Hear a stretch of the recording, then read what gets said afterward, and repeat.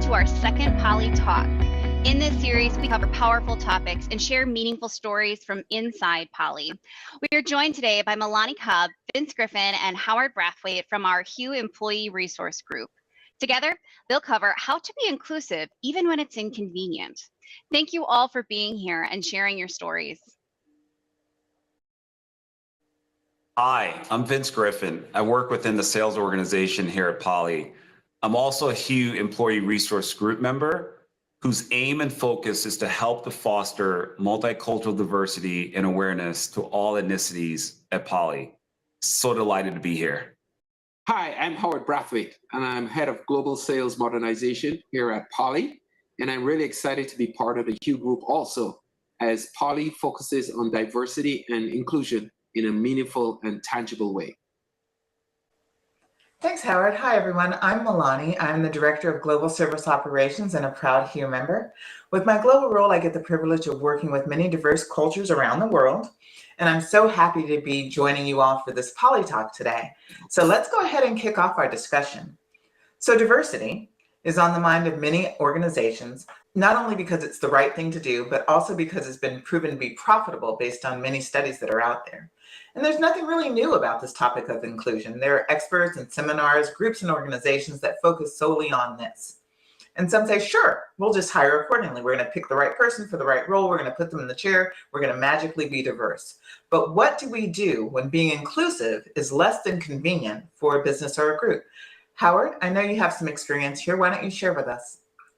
Thanks, Mahlahnee. It's all about cultural nuances and being self-aware of them. You know, for my global job, I work a lot across the theaters. And one theater in particular, Asia Pac, I really have to keep my antenna up relative to cultural nuances. Asia Pac is a big growing market for Poly. So it's important that we gather their feedback as we do enhancements to the Poly quoting tool that we use on the sales side. So when we engage with the Asia Pac region, it's a multiple of countries. It's just not a homogeneous theater. So I've got to be aware that not everybody culturally provides feedback in the same way.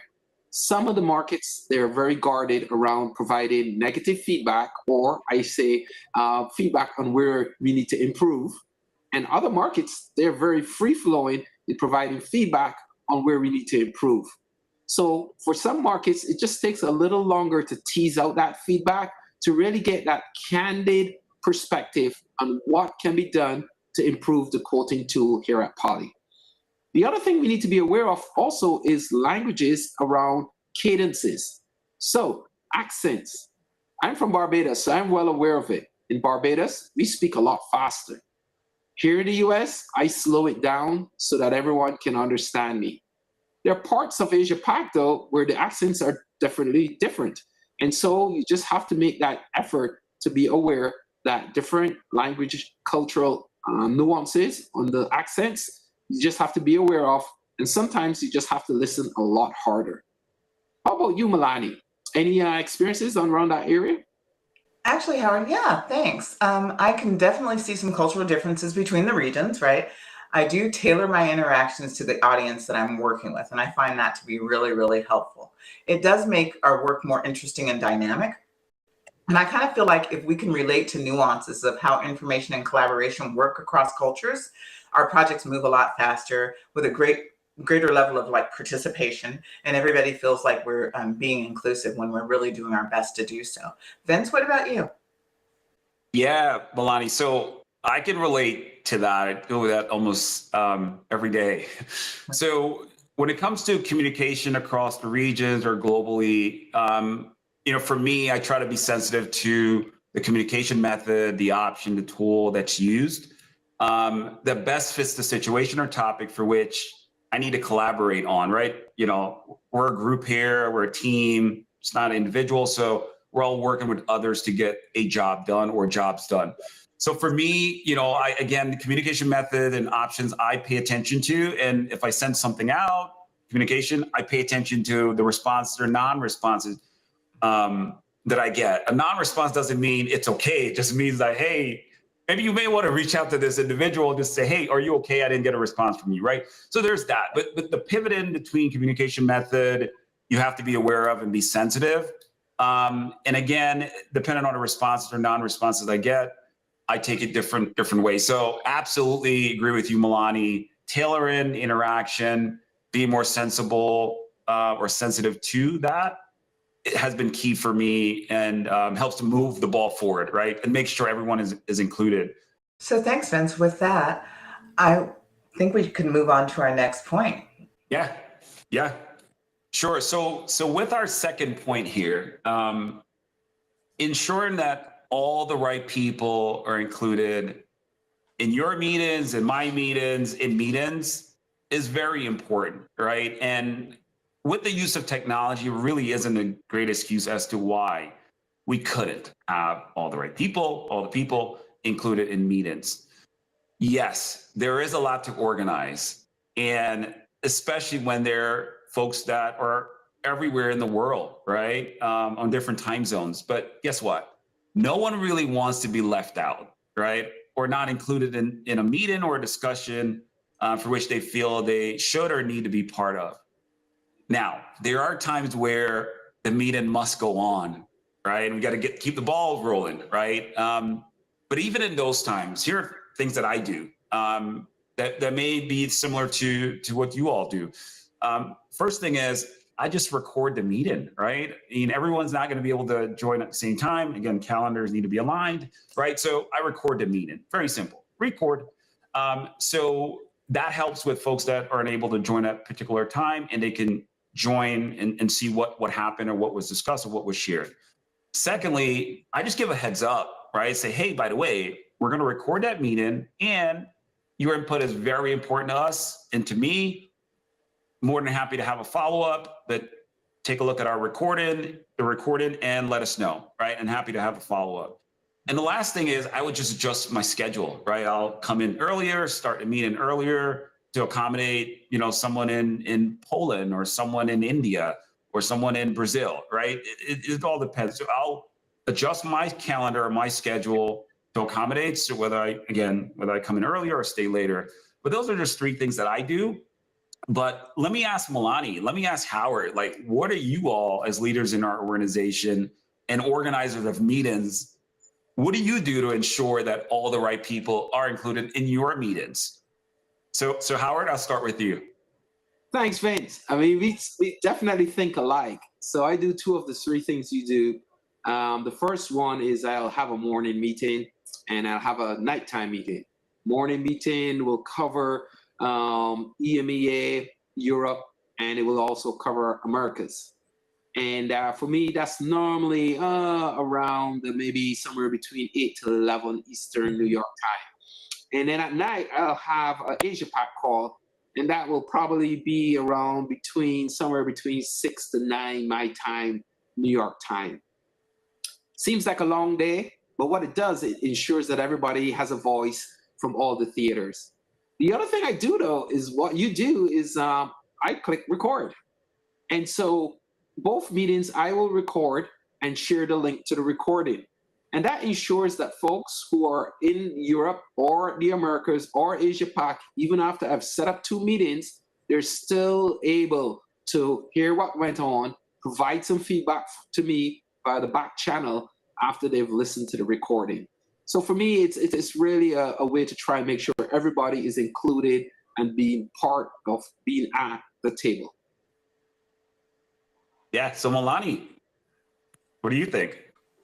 I can definitely say that being in Pacific Standard Time presents time zone challenges, right, when working with our colleagues from overseas.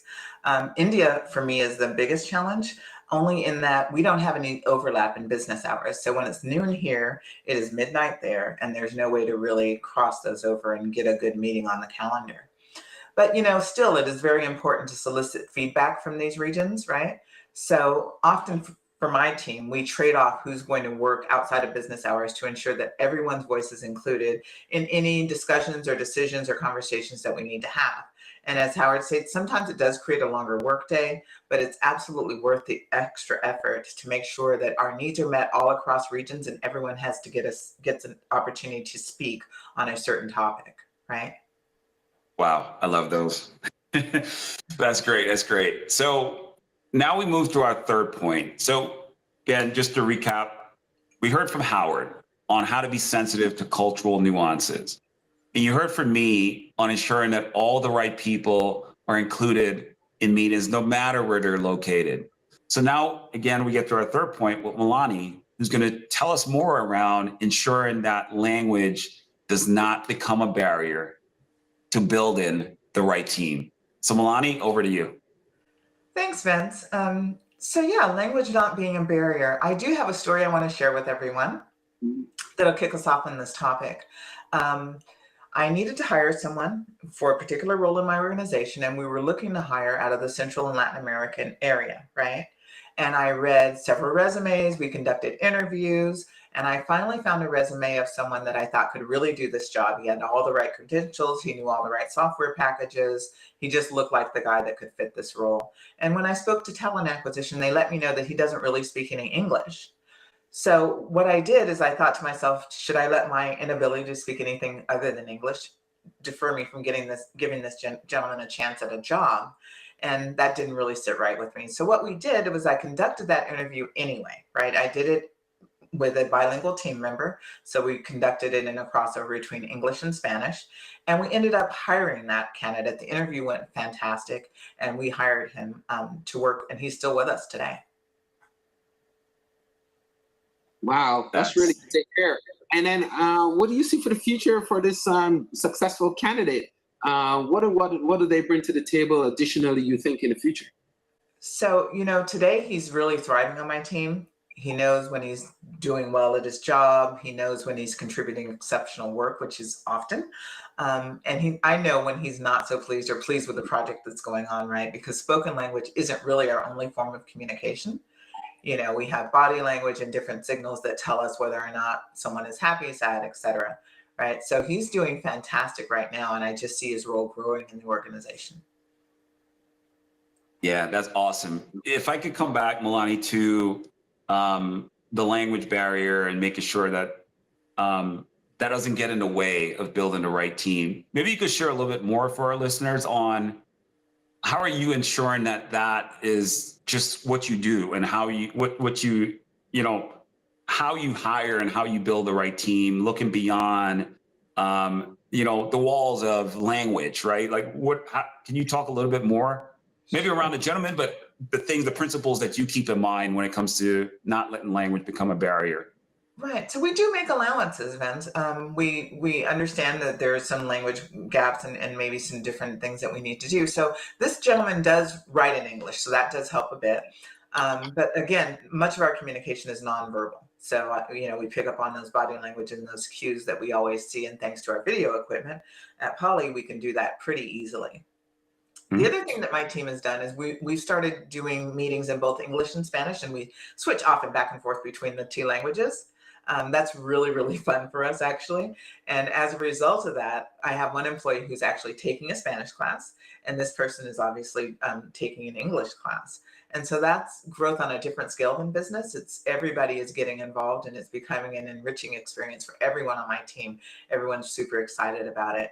And it just proves something that I've always said all along, is that everyone has something to offer, right?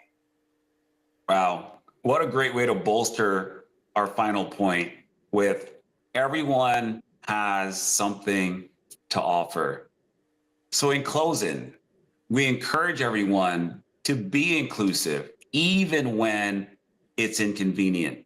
We found that in doing so, we gain broader perspectives, we have more meaningful and enriching conversations, and we foster the right behaviors, the right cultures to help drive the feeling of inclusivity and belonging amongst employees.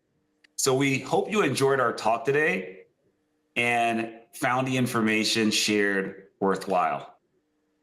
Thank you.